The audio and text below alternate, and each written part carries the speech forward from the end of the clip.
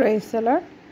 Grace Telugu Christian radio శ్రోతలందరికీ మన ప్రభువును ప్రియ రక్షకుడైన యేసుక్రీస్తు నామమున శుభములు తెలియజేసుకొంచున్నాను. క్రీస్తునందు ప్రియమైనటువంటి వారులారా, ఈ సంవత్సరం మార్చి నెల 5వ తేదీ నుండి ఏప్రిల్ నెల 18వ తేదీ వరకు మనము ఈ 40 రోజులను లెంట్ సీజన్గా ఆచరిస్తాము. ఈ లెంట్ సీజన్ ఆచరించడంలో మన యొక్క ఉద్దేశం ఏమి అంటే, మన దేవుడైన యేసుక్రీస్తు తను ఈ లోకంలోనికి వచ్చిన తర్వాత పరిచర్యను ఉపక్రమించక పూర్వము తను తాను సిద్ధపరచుకోవడానికి అరణ్యంలోకి వెళ్ళి 40 దినాలు ఉపవాసం ఉండడానికి సాదృశ్యంగా ఏదైతే ఉపమానం మత్తయి సువార్త 4వ అధ్యాయం 1-11 వచనాలలో, అలాగే లూకా సువార్త 4వ అధ్యాయం 1-13 వచనాలలో ఉన్నటువంటి యేసుక్రీస్తు చేసినటువంటి ఉపవాసాన్ని గుర్తు చేసుకొని దాన్ని ఆచరిస్తున్నటువంటి ఒక శ్రేష్టమైన పవిత్రమైనటువంటి రోజులుగా ఈ 40 రోజులు మనము గమనిస్తాం. ఈ 40 రోజులలో ధ్యానించే అంశాలను మనం చూసుకుంటే చాలా మటుకు మనం ధ్యానించేటివి చీకటి, ఉపవాసం, సిలువ, బూడిద, వ్యసనములు, మన దోషములు, శ్రమ, అతిక్రమములు, రోగములు, అన్యాయ తీర్పు, సజీవుల భూమి, భక్తిహీనులు, స్వస్థత, త్రోవ తప్పుట, యెహోవా బాహువు, సమాధి, అపరాధ పరిహారార్థ బలి, విజ్ఞాపన, వ్యసనాక్రాంతుడు, దప్పిక, చిరక, వస్త్రములు, ఇలాగా అనేక శ్రేష్టమైన అంశాలు ధ్యానిస్తూ వస్తాం. ఈ 40 రోజుల్లో ప్రాముఖ్యంగా ధ్యానించేది ఏమి అంటే, యేసుక్రీస్తు ఈ లోకంలోనికి సేవకునిగా దాసుని స్వరూపం ధరించి నా పాపంను పరిహరించుటకు వచ్చిన్నాడని మనము అంగీకరించాల. ఈ లోకానికి సేవకునిలాగా వచ్చి శ్రమపడినాడు అని మనము చూస్తాం. ఈ మాట సేవకుడు అనే మాట హీబ్రూ భాషలో అదార్ అనేది మనము గమనిస్తాం. ఇది దేని రూపంలో వాడబడింది అంటే, చెయ్యటం లేదా పూజించటం లేదా వినయంతో ఉండటం లేదా ఇంకొకరికి మనము పరిచర్య చేయడంలో ఈ రూపంలో అబాద్ అనే మాట వాడబడింది. సో మనం పరిచర్య చేసేటప్పుడు లేదా సేవకునిగా మన యొక్క పరిచర్య చేస్తున్నప్పుడు వస్తువులకు కానీ మనుషులకు కానీ దేవునికి కానీ చేస్తాం. వస్తువు లేదా ఒక పని అనే మాట మనం ఎక్కడ చూస్తామంటే, ఆదాము నిన్ను బట్టి నేల శపింపబడినది కాబట్టి నువ్వు నేలను దున్ని దాని యొక్క ఫలమును అనుభవిస్తావు అని తండ్రి అయినటువంటి దేవుడు ఆదాముని శపించినప్పుడు అక్కడ గమనిస్తాం. అలాగే యాకోబు తన మామయ్య అయిన లాబాను దగ్గర భార్య కోసం తను సేవ చేయడం, మనుషులకు సేవ చేసినట్టు మనము చూస్తాం.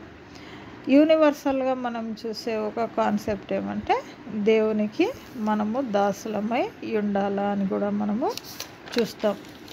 సో ఈనాటి ధ్యానంలో మనము యేసుక్రీస్తును దాసుని వలె శ్రమించినటువంటి లేదా సేవకుడుగా ఈ లోకంలోనికి వచ్చి నీ కోసం నా కోసం పడినటువంటి శ్రమ, ఆ అంశాన్ని ధ్యానం చేయడానికి ప్రయత్నం చేద్దాం. మరి యేసుక్రీస్తు ఈ లోకంలోనికి ఎందుకు రావాల్సి వచ్చింది అని మనం గమనిస్తే, ఆదికాండం 2వ అధ్యాయము 17వ వచనంలో తండ్రి అయినటువంటి దేవుడు నరునికి ఇచ్చిన ఆజ్ఞ, అయితే మంచి చెడ్డల తెలివినిచ్చు వృక్షఫలములను తినకూడదు, నీవు వాటిని తిను దినంన నిశ్చయంగా చచ్చదవని నరునికి ఆజ్ఞాపించెను. సో నరునికి ఆజ్ఞాపించినాడు, కానీ నరుడు ఆ ఆజ్ఞను ఉల్లంఘించినాడు, అతిక్రమించినాడు. సో ఆజ్ఞాతిక్రమమే పాపము అని మనకు తెలుసు. అందుకొరకే దేవుడు ఈ లోకంలోనికి రావాల్సి వచ్చింది. హెబ్రీలకు రాసిన పత్రిక 9వ అధ్యాయము 16-17 వచనములలో ఆ మాట ఉంటుంది. మరణ శాసనం ఎక్కడ ఉండునో అక్కడ మరణ శాసనం వ్రాసిన వాని మరణము అవశ్యము. ఈ శాసనమును వ్రాసినవాడు మరణం పొందితేనే అది చెల్లును. అది వ్రాసిన వాడు జీవించుచుండగా అది ఎప్పుడైనాను చెల్లున. సో చచ్చెదవు అని శాసనం రాసినాడు. ఆ శాసనాన్ని ఆచరణలో పెట్టాలా అంటే తన రూపంలో ఉన్నటువంటి ఆదాము చనిపోతాడు అంటే తనే చావాలి. సో దాన్ని చెల్లుబాటు చేయడానికి ఈ లోకంలోకి మానవ రూపంలో వచ్చినాడు అని మనము చూస్తున్నాం. సో దేవుడు ఈ లోకంలోనికి మానవ రూపంలో వచ్చినప్పుడు తను తాను తగ్గించుకొని త్యాగపూరితమైన జీవితాన్ని జీవించి అందరికీ అర్థమయ్యేటటువంటి జీవితాన్ని మనకు ఒక రోల్ మోడల్గా ఉంచి పోయినాడు. సో ఆయన వచ్చినప్పుడు ఆయన చెప్పిన మాటలు ఏమి అంటే తండ్రి యొక్క చిత్తాన్ని నెరవేర్చుటకే ఈ లోకంలోనికి వచ్చినాను అని అనేక సందర్భాల్లో యోహాను సువార్తలో చెప్పడం మనము చూస్తాం. కొన్ని సాదృశ్యంగా చూస్తే యోహాను సువార్త 4వ అధ్యాయము 34వ వచనంలో దేవుడు ఏమంటాడంటే నన్ను పంపిన వాని చిత్తం నెరవేర్చుటయు ఆయన పని తుదముట్టించుటయు నాకు ఆహారమై ఉన్నది. సో యేసుక్రీస్తును ఎవరు పంపించినాడంటే తండ్రి అయినటువంటి దేవుడు పంపించినాడు. సో ఏ చిత్తం నెరవేర్చుటకు ఆయనను పంపించినాడో ఆ పని తుదం ముట్టించుటకు యేసుక్రీస్తు రిక్తునిగా దాసుని స్వరూపం ధరించి ఈ లోకంలోనికి వచ్చి ఉన్నాడు. అదే మాట యోహాను సువార్త 6వ అధ్యాయము 38వ వచనంలో కూడా ఉంటుంది. ఏమని ఉంటుందంటే నా ఇష్టంను నెరవేర్చుకుంటకు నేను రాలేదు, నన్ను పంపిన వాని చిత్తం నెరవేర్చుటకే పరలోకం నుండి దిగి వచ్చి తిని. సో పరలోకం నుండి తండ్రి యొక్క చిత్తాన్ని నెరవేర్చుటకు నిన్ను నన్ను ఏదైతే పాపం ఈ లోకంలోనికి వచ్చిందో ఆ పాపాన్ని నుంచి మనల్ని విడుదల చేయటానికి యేసుక్రీస్తు ఈ లోకంలోనికి వచ్చినాడు. యోహాను సువార్త 5వ అధ్యాయము 30వ వచనంలో ఏమంటాడంటే నన్ను పంపిన వాని చిత్త ప్రకారమే చేయగోరుదును కానీ నా ఇష్ట ప్రకారము చేయగోరను గనక నా తీర్పు న్యాయమైనది. సో తండ్రి చిత్తం తండ్రి చిత్తం తండ్రి చిత్తం అంటున్నాడు అంటే ఏమి అంటే తండ్రి కింద ఆయన దాసునిగా సేవకునిగా తను తాను మనకు బయలుపరుచుకుంటున్నాడు. యోహాను సువార్త 17వ అధ్యాయంలో క్లియర్గా యేసుక్రీస్తు చేసిన ప్రార్థనలో మనకంతా అర్థమయ్యేది ఏమి అంటే తండ్రి ఏ పనినైతే అప్పగించినాడో ఆ పనినంతా నెరవేర్చడానికి యేసుక్రీస్తు ఈ లోకంలోనికి వచ్చినాడు. సో ఆ వచ్చినటువంటి యేసుక్రీస్తును నువ్వు నేను తెలుసుకోవటమే మనకు నిత్య జీవము. ఏ సహవాసం అయితే మనం ఏదైనా తోటలో ఆదాము రూపంలో కోల్పోయినామో మళ్ళీ తండ్రితో ఉండే ఆ సహవాసాన్ని మనం పొందుకోవాలని యేసుక్రీస్తు ఈ లోకంలోనికి వచ్చినాడు.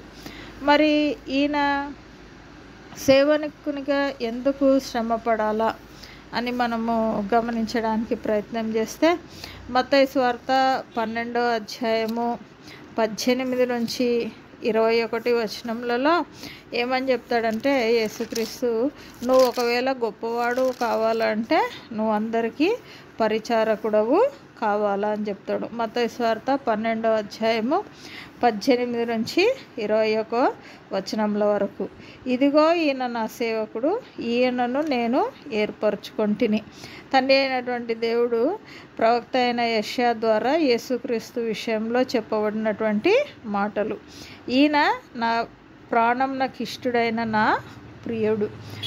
యెషయా ప్రవక్త 42వ అధ్యాయంలో 49వ అధ్యాయంలో 50వ అధ్యాయంలో 52వ అధ్యాయంలో మరి ముఖ్యంగా 53వ అధ్యాయంలో యేసుక్రీస్తు గురించి చెప్పినటువంటి ప్రవచన వాక్కులను మనము చూస్తాం.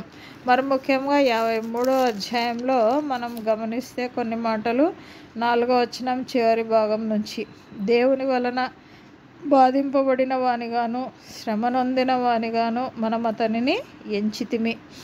ఎందుకు శ్రమ పడినాడంటే మన అతిక్రమ క్రియలను బట్టి అతడు గాయపరచబడెను, మన దోషములను బట్టి నలుగగొట్టబడెను, మన సమానార్థమైన శిక్ష అతని మీద పడెను, అతడు పొందిన దెబ్బల చేత మనకు స్వస్థత కలుగుచున్నది.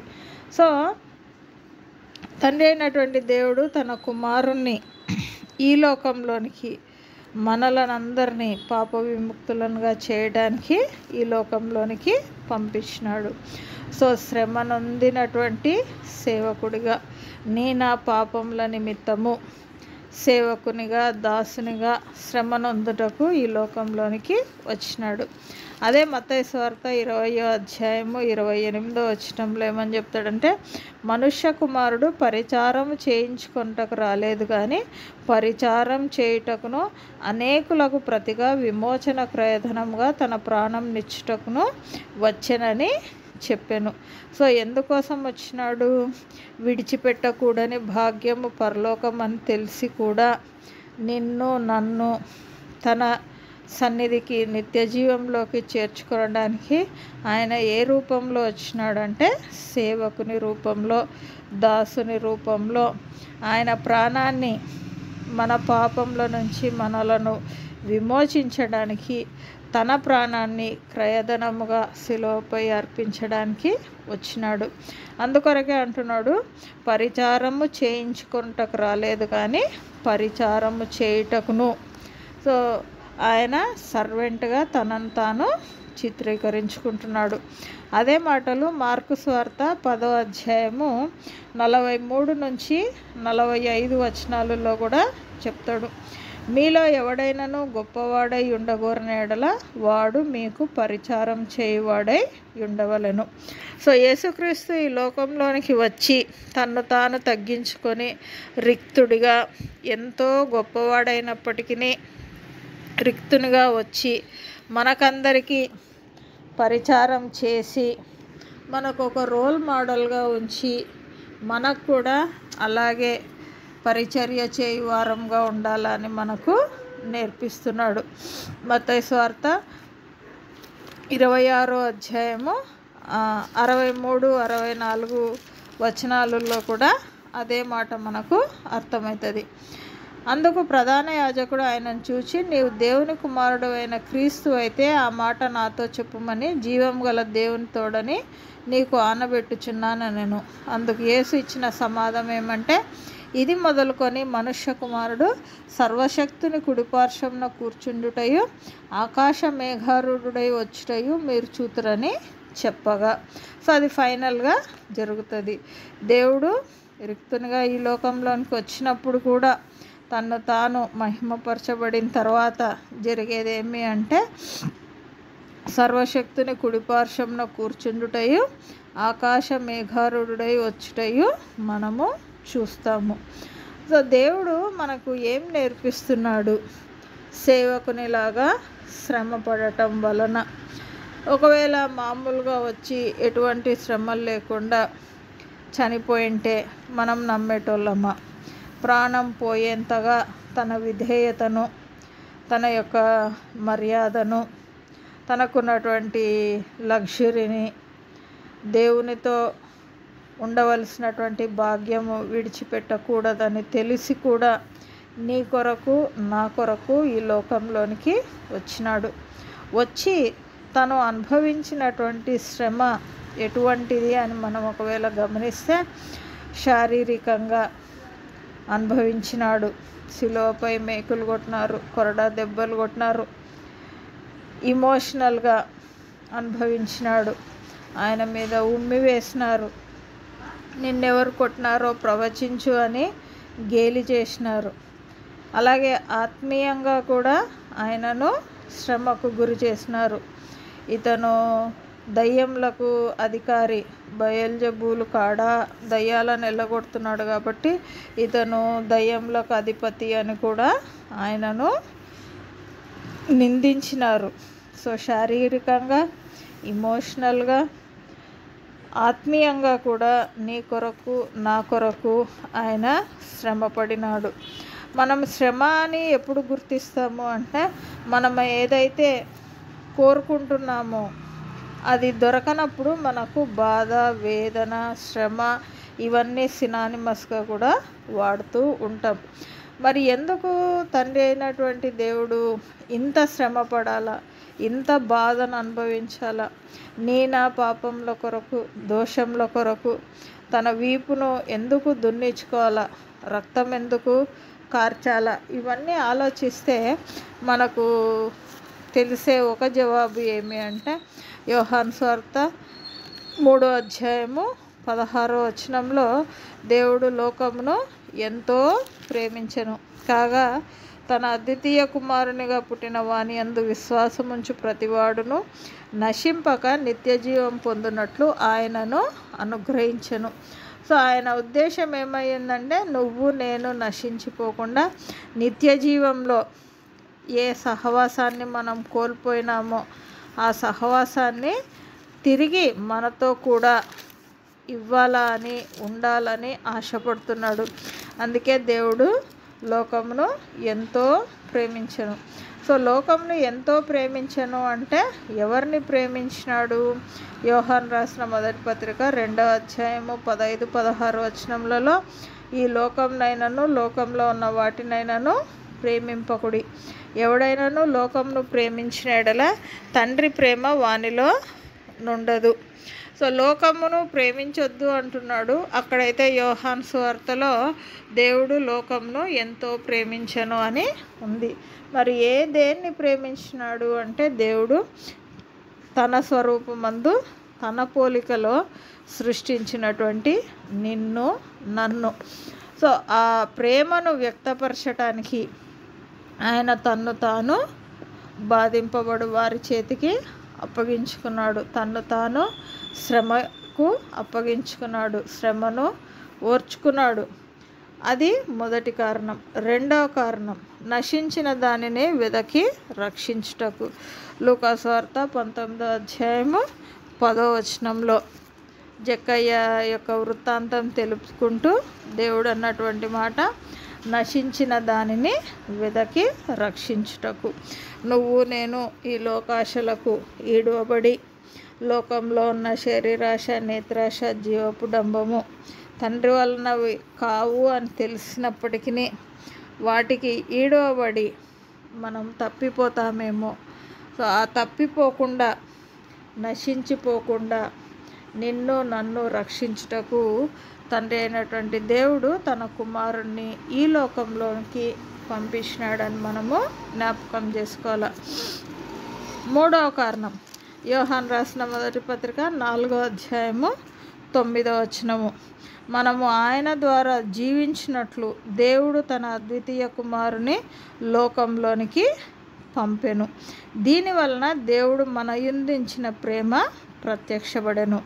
సో ప్రేమను చూపించినాడు. అలాగే నశిస్తుపోతున్నామేమో, నశించిపోకుండా మనల్ని రక్షించడానికి వచ్చినాడు. అలాగే ఆయన ద్వారా మనము జీవించినట్లు, ఎప్పటికీ నిత్య జీవంలో ఉండేటట్లు ఆయన ఈ లోకంలోనికి వచ్చినాడు. అదేవిధంగా యోహాను రాసిన మొదటి పత్రిక 3వ అధ్యాయము 4వ వచనంలో, పాపం చేయి ప్రతివాడును ఆజ్ఞను అతిక్రమించును. ఆజ్ఞాతిక్రమమే పాపము. పాపములను తీసివేయుటకై ఆయన ప్రత్యక్షమాయనని మనకు తెలుసు. సో మనలో ఉన్నటువంటి పాపాలను తీసివేయటానికి ఆయన ఈ లోకంలోనికి వచ్చినాడు. సో ఆయన యొక్క శ్రమ, ఆయన యొక్క బాధ, ఆయన యొక్క వేదన మనం అర్థం చేసుకుంటే మనము దేవుణ్ణి ప్రేమిస్తాము, ఆ ప్రేమను వ్యక్తపరుస్తాము. మరి సేవకునిగానే ఎందుకు రావాలా? ఒకవేళ సేవకుడు, నాయకుడు వీరి యొక్క రెండిటి మధ్య వ్యత్యాసం చూసుకుంటే, నాయకునికి తన చిత్తం ఉంటుంది, సేవకునికి తన చిత్తము ఉండదు.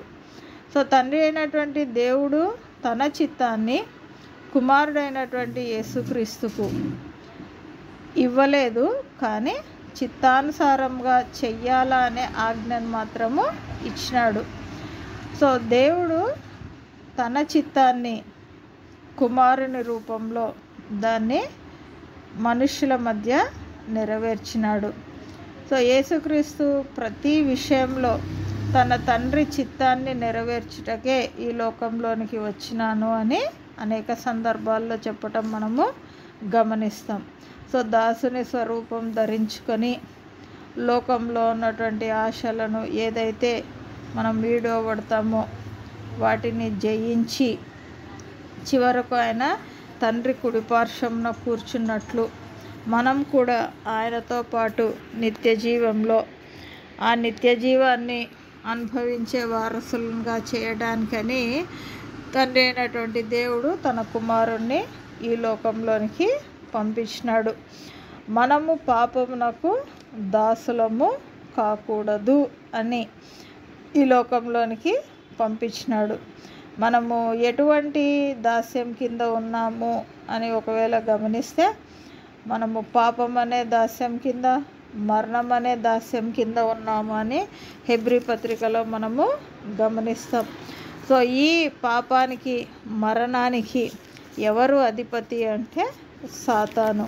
సో సాతాను యొక్క బంధకంలోకి మనము చిక్కుకొనకుండా మన శరీరాన్ని విడుదల, విమోచన చేయడానికి తండ్రి అయినటువంటి దేవుడు ఈ లోకంలోనికి శ్రమ పొందినటువంటి దాసునిగా, శ్రమ బాధింపబడినటువంటి సేవకునిగా ఈ లోకంలోనికి వచ్చినాడు. మామూలుగా లోకపరంగా ఆలోచిస్తే దాసుడు లేదా తప్పిదం చేసినవాడు బాధింపబడాల. శిలువ పైన రెండవ దొంగ యేసుక్రీస్తుతో ఏ మాట అంటాడో ఆ మాట మనకు కూడా అప్లికబుల్. మొదటి దొంగతో ఏమంటాడంటే ఇది మనకు న్యాయమే, అంటే వాళ్ళు చేసినటువంటి తప్పులు, పాపములు, దోషములు వాటిని బట్టి వాళ్ళకి పడినటువంటి శిలువ మరణం కరెక్టే. కానీ ఏ దోషంనో చేయలేనటువంటి యేసుక్రీస్తు ఆ శిలువపై అంతటి ఘోరమైనటువంటి మరణానికి తను తాను అప్పగించుకోవాల్సి వచ్చింది దేని కొరకు అంటే నా పాపంను బట్టియే.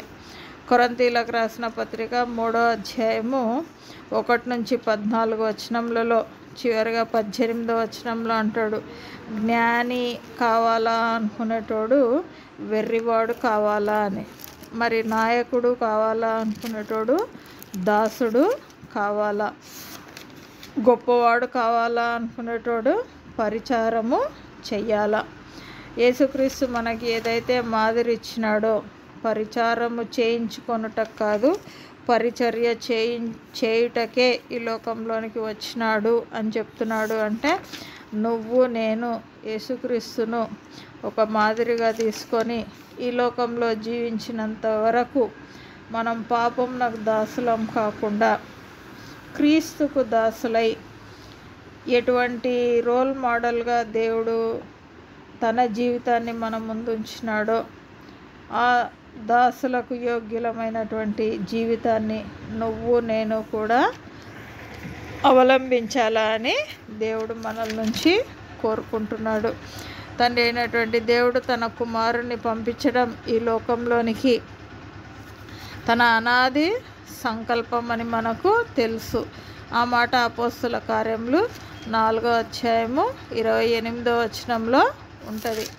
అపోస్తుల కార్యములు 4వ అధ్యాయము 28వ వచనము.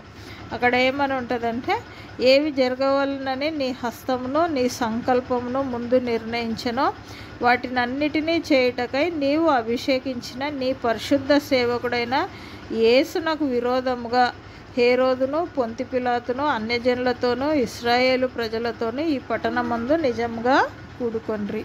సో యేసుక్రీస్తు ఈ లోకంలోనికి వచ్చి బాధపడి శ్రమ నొంది శిలువ మరణం పొందేది అది ముందుగానే నిర్ణయించబడింది. అదే మాటలు ప్రవక్త అయినటువంటి యెషయా కూడా రాస్తాడు. మత్తయి సువార్త 26వ అధ్యాయం 56వ వచనంలో కూడా ఆ మాటలు ఉంటాయి. సో లేఖనంల నెరవేర్పు సంకల్పము ముందుగానే నిర్ణయించబడింది. వదకు తేబడిన గొర్రెపిల్లలాగా మౌనంగా ఉండి ఆయన సమస్తమును నీ కోసం నా కోసం భరించినాడు.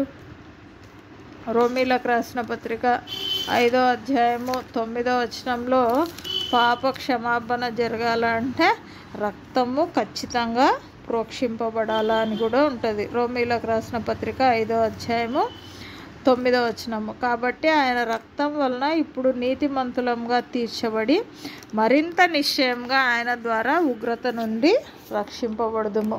సో రక్తము ఆయనది చిందింపబడటం వలన నీకు నాకు పాప విమోచనం కూడా జరిగింది అని మనము గుర్తుపెట్టుకోవాలి. మరి సర్వీస్ చేయడానికి వచ్చి, పరిచారకుడుగా వచ్చి, దాసుడుగా వచ్చి, చివరికి ఆయనకు వచ్చింది ఏమి అంటే ఆయన తండ్రిని మహిమపరిచినాడు. ఆయన ద్వారా తండ్రి మహిమపరచబడినాడు, తండ్రి కుమారుణ్ణి కూడా మహిమపరిచినాడు అని మనకు అర్థమవుతుంది. ఆ మాట యోహాను సువార్త 17వ అధ్యాయం క్లియర్గా చదివితే మనకు తెలుస్తుంది. సో ఈ దాసునిగా, రిక్తునిగా నీ కోసం నా కోసం మన పాపముల కోసం ఈ లోకంలోనికి వచ్చినటువంటి క్రీస్తు మహిమపరచబడినాడు అని యెషయా గ్రంథం 49వ అధ్యాయం 3వ వచనంలో ఉంటుంది. ఎందుకు మహిమపరచబడినాడు అంటే తను తాను తగ్గించుకున్నాడు కాబట్టి హెచ్చింపబడినాడు. యెషయా గ్రంథం 52వ అధ్యాయము 13వ వచనంలో ఉంటుంది. సో శ్రమపడిన సేవకునిగా ఈ లోకంలోనికి రావటం వలన నీకు నాకు జరిగినటువంటి క్షేమం ఏమి అంటే మనకు పాప విముక్తి కలిగింది. దేవుని యొక్క ప్రేమను మనము రుచి చూడగలిగినాము. ఆయన కృపను గ్రహించగలిగినాము. తన బలి వలన లేదా తను తాను సజీవ యాగంగా సమర్పించుకోవటం వలన మనం రక్షింపబడినాము. మనము నీతిమంతులుగా తీర్చబడినాము. ఫిలిప్పీలకు రాసిన పత్రిక 2వ అధ్యాయము 8వ వచనంలో చెప్పినట్టు అన్నినీ వదిలేసుకొని నీ కోసం నా కోసం ఈ లోకంలోనికి వచ్చినాడు. ఫిలిప్పి 2:8. మరియు ఆయన ఆకారమందు మనుష్యుడుగా కనబడి మరణం పొందునంతగా అనగా శిలువ మరణం పొందునంతగా విధేయత చూపినవాడై తన్ను తాను తగ్గించుకొనెను. సో తగ్గించుకున్నందుకు ఏమైంది అంటే 11వ వచనం, ప్రతివాని నాలుకయు తండ్రి అయిన దేవుని మహిమార్థమైన యేసుక్రీస్తు ప్రభు అని ఒప్పుకొన్నట్లును దేవుడు ఆయనను అధికముగా హెచ్చించి ప్రతి నామమునకు పైనామమును ఆయనకు అనుగ్రహించెను. సో సేవకునిగా, దాసునిగా తగ్గించుకొని విధేయత చూపించి, ఎంతవరకు విధేయత చూపించినాడంటే శిలువ మరణానికి తన్ను తాను అప్పగించుకున్నంతగా విధేయత చూపించి ఈ లోకంలో నువ్వు నేను కూడా తండ్రి ఏ ఉద్దేశంతో అయితే నిన్ను నన్ను ఈ లోకంలోనికి పంపించినాడో ఆయన చిత్తానికి లోబడి ఆయన చిత్తం నెరవేర్చు దాసులంగా, పాపంనకు దాసులం కాకుండా క్రీస్తుకు దాసులమై మన జీవితాన్ని ఈ లోకంలో జీవించాలా అని మనము నేర్చుకోవాలి. చివరిగా పేతురు రాసిన మొదటి పత్రిక 1వ అధ్యాయము 6-7 వచనాలు నేను 2-3 వచనాలు పేతురు రాసిన పత్రికలో నుంచే తీసుకున్నా. మనం చేయవలసినది ఏమి? 7వ వచనం, పేతురు రాసిన మొదటి పత్రిక 1వ అధ్యాయము 7వ వచనము, నశించు సువర్ణము అగ్ని పరీక్ష వలన శుద్ధపరచబడుచున్నది కదా, దానికంటే అమూల్యమైన మీ విశ్వాసము ఈ శోధనల చేత పరీక్షకు నిలిచినదై యేసుక్రీస్తు ప్రత్యక్షమగునప్పుడు మీకు మెప్పును మహిమయు ఘనతయు కలుగుటకు కారణమగును. సో మనం కూడా ఏ రీతిగా అయితే బాధను అనుభవించినాడో, శ్రమలను అనుభవించినాడో, రిక్తునిగా చేసుకున్నాడో తను తాను, మనం కూడా ఈ లోకంలో జీవిస్తున్నప్పుడు మన విశ్వాసంను స్థిరపరచుకోవడానికి శోధనలను సహించాల. అదే పేతురు రాసిన మొదటి పత్రిక 2వ అధ్యాయము 24వ వచనము.